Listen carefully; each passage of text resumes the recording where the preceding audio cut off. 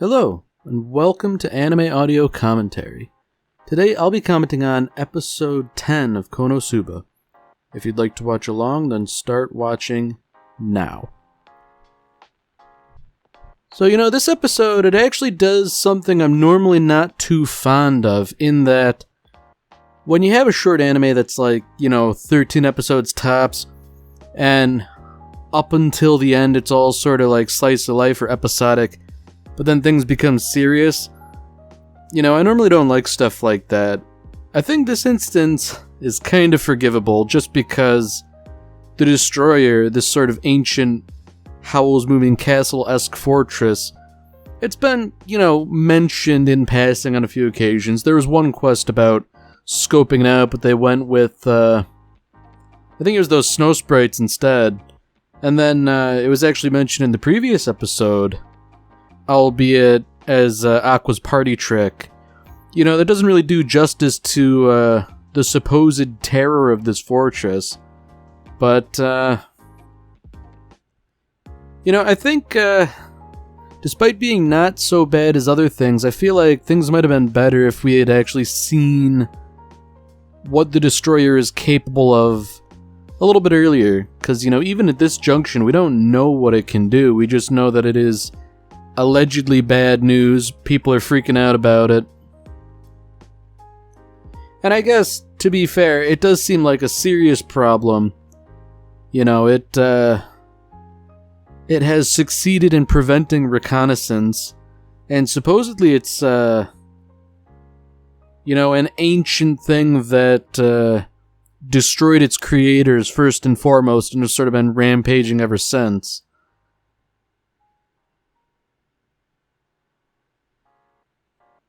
Now, this is where things get interesting. A lot of people are of the opinion that everyone should just turn tail and run. And, that's not what a real adventurer should do. And, I guess they're in rather good company because Kazuma, seemingly in spite of himself, is able to, think.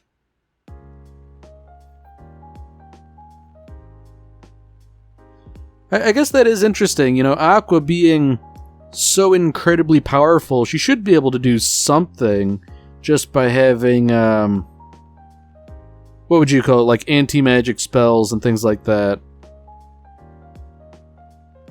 I mean, I guess when you think about it, Kazuma's party basically is, the right loadout. Aqua to disable the force fields and all that, and Megumin to blow the thing up when the time comes.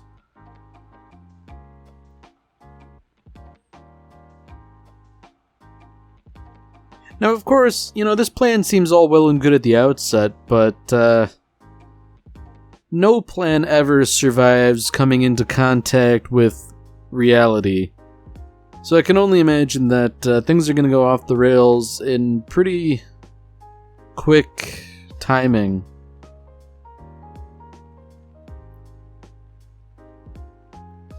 So it's nice that Wiz is back, I suppose, but I don't know what she can necessarily do.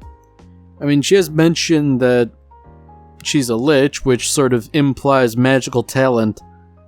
But at the same time, she seems to be, rather pacifistic. Okay, so there we go. She was actually an arch-wizard, and is capable, she's just sort of in a retirement job, so to speak. I think that's, rather a little convenient, but what can you do, I guess?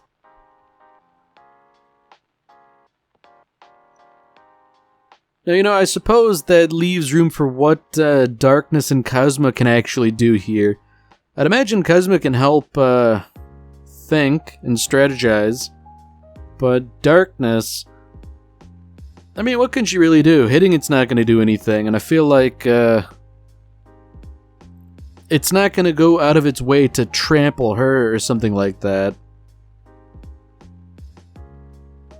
I mean, if nothing else, she seems decidedly determined to protect the townsfolk, If nothing else, that is a highly respectable goal.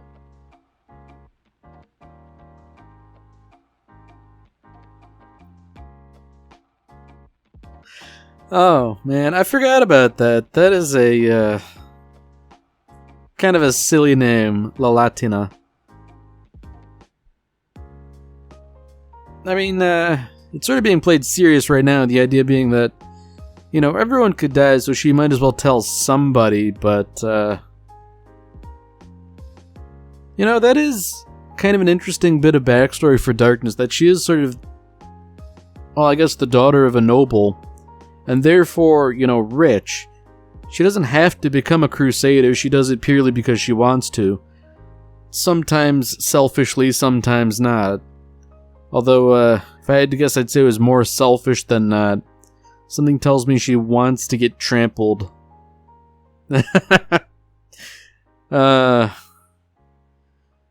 Kazuma can't help himself. You know, despite the sincerity, he just had to puncture it a little bit.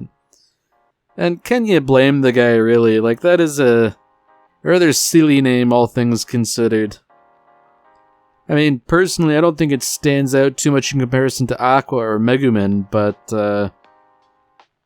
I think what makes it really funny is that Darkness is sufficiently embarrassed by it.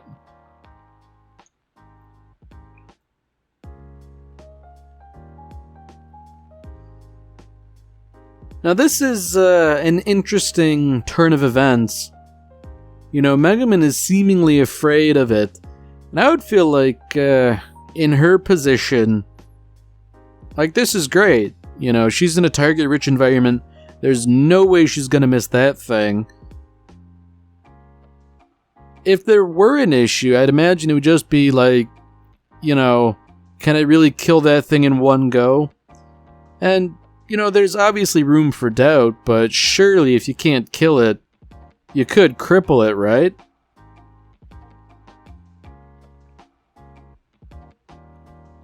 Yeah, you know, this is not good. She's not exactly maintaining high morale. And I feel like if you're gonna succeed, you sort of have to keep all your ducks in a row.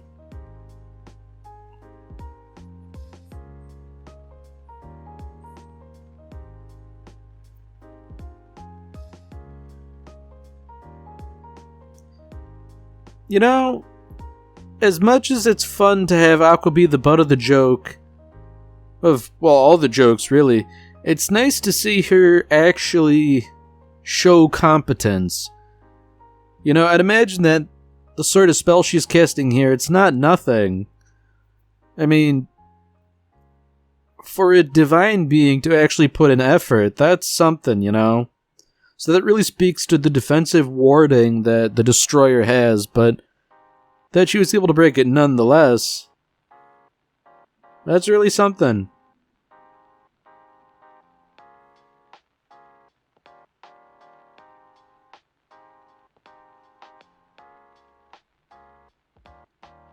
So I think that was probably the most tactful thing he could have said.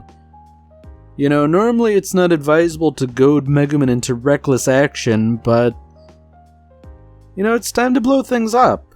You can't have her stand there with her knees knocking. I guess it's one of those things where competition breeds better results. You know, like, how embarrassing would it be to be outdone in the one thing you truly specialize in?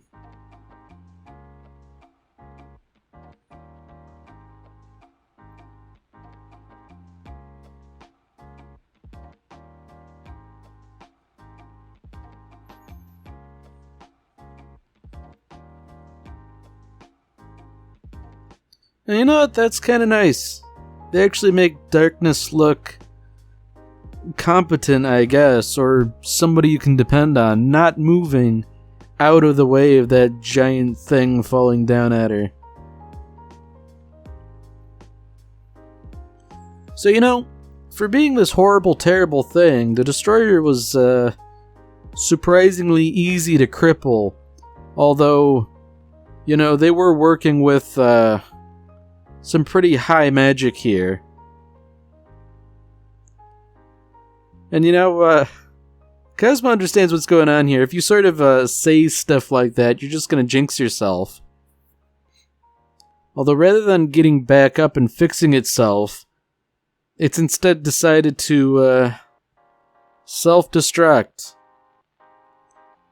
And we can only imagine that with the sort of magic it had embedded in itself to protect itself and all that, we can only imagine it's really going to explode catastrophically. In such a way that it might even put Megumin to shame. So, despite saving the town from the Destroyer's rampage, it might end up being destroyed anyways.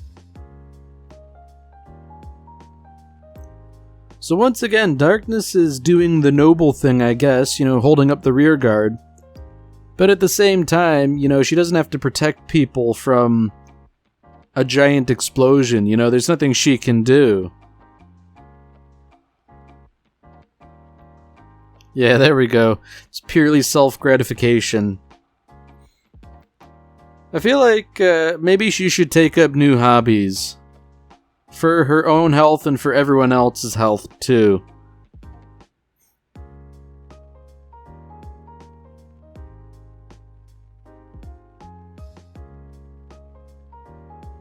Now this is one of those delicious dramatic ironies I really, really enjoy where, everybody assumes she's doing something heroic.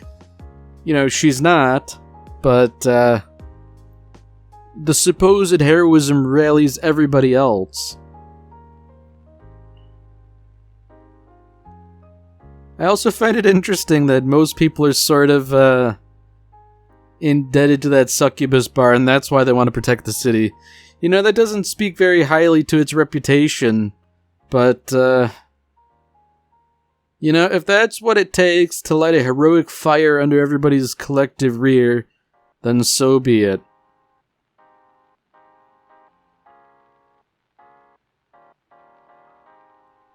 I definitely think it's a bit contrived that Wiz suddenly knows so much about the Destroyer. If we can locate a control device, we can stop this thing, but, what would such a thing even look like, really? This thing appears to be mechanical just as much as it is magical. I doubt Cosma has any sort of technical knowledge. And more to the point, they don't have blueprints for this thing. How are they gonna find their way around, And to some degree, finding your way around's not going to help you that much, if the crew of this thing's already dead, what hope do you have of shutting it down peacefully, for want of a better term? I feel like the better approach would be to just destroy the whole thing, cripple it, what can you do with a big complex machine that you don't know a whole lot about?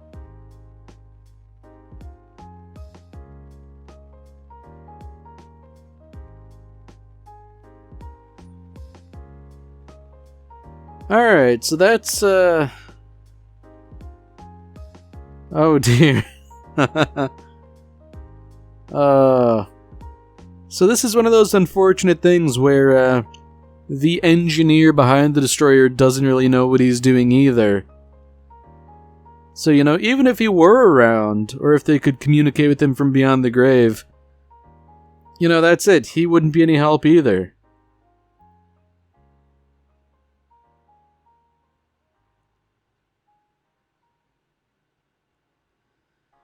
Oh dear indeed. So, there really is no hope of stopping this thing simply. There's not going to be an off switch or an off button.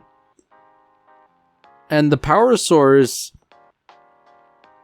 it sounds rather unstable and dangerous. So, it's one of those things where if you have, a machine that's running, it's generally not advisable to just grab the plug and yank it out of the wall socket.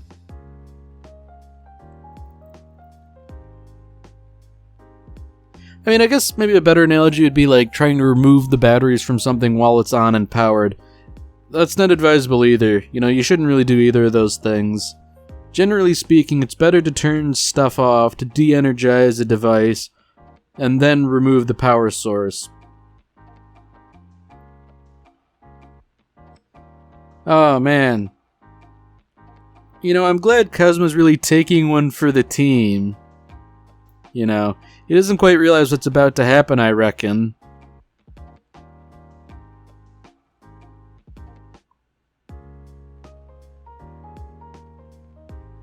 Yeah, you know, it's rather unfortunate that he was sort of misled to this degree. It's also, rather gross how he just sort of became gaunt like that. That's, unsettling.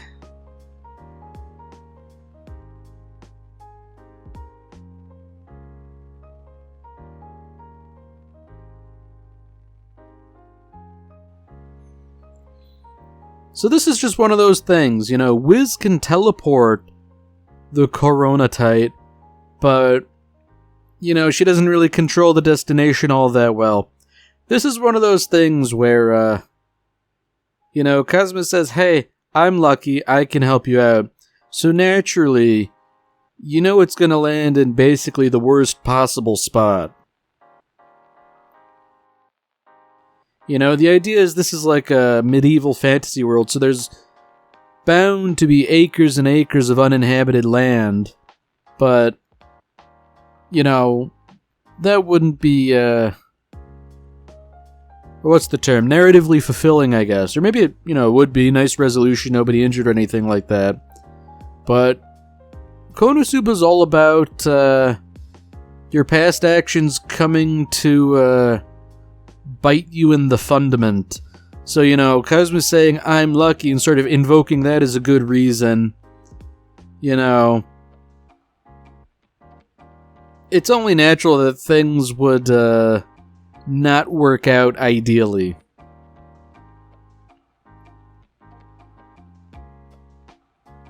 And I guess, you know, there is no good deed that goes unpunished. You know, they teleport the power source away, and now the thing's letting out a bunch of heat to the point where it might immolate the entire village. You know, one would think that there might be a simple solution to this problem if a certain goddess would just pay attention here. You know, water is very good at carrying away thermal energy. You know, it takes a lot of heat to heat up water, and in turn, water's very good at cooling down other things, especially in large quantities.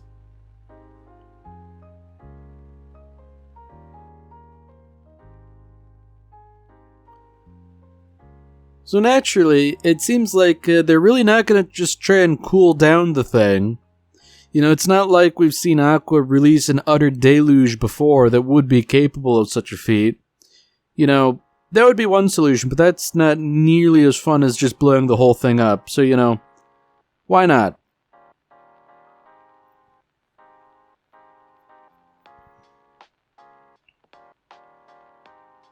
So this is going to be rather exhilarating for Megumin. You know, she gets to cast Explosion for a second time in one day by dint of Kazuma siphoning mana from Aqua. Now, yeah, like that's bound to be something alright, you know, receiving divine mana. That said, you know, she's awfully touchy about the whole drain touch thing. I mean, I can't say I blame all involved. I don't imagine it would be very pleasant, but at the same time, you know, this whole thing's on the verge of a steam explosion. Those are generally very nasty.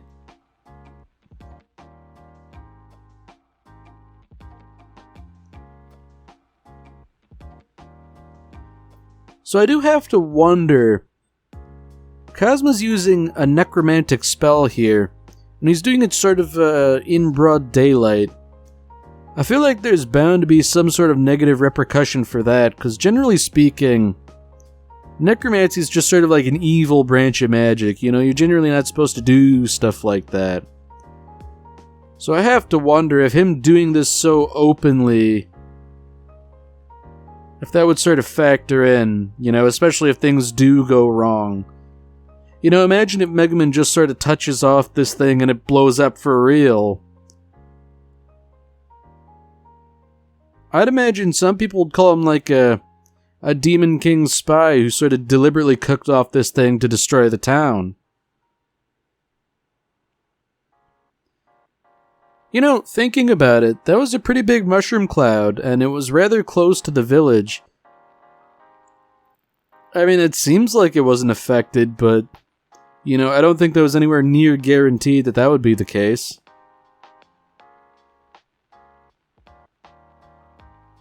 And come to think of it, they're probably pretty close to the blast, too. I'd imagine being very close to an explosion like that is not healthy.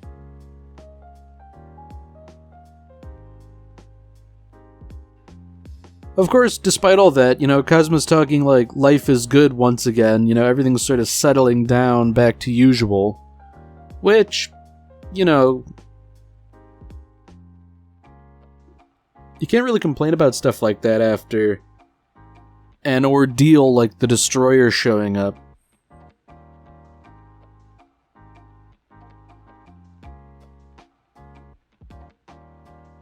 Oh dear. You know, something tells me those knights are in fact here to deliver compensation, but not in the way he, would hope.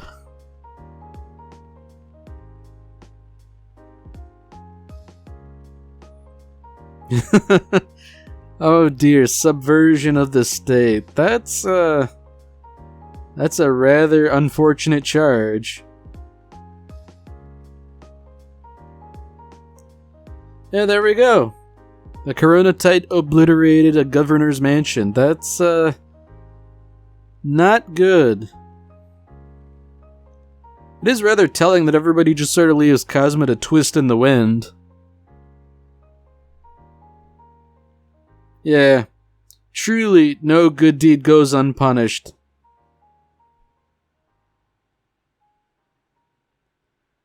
So, what's the deal now? I feel like subversion of the government is a capital offense. It'd be funny if Kazuma got the guillotine or something.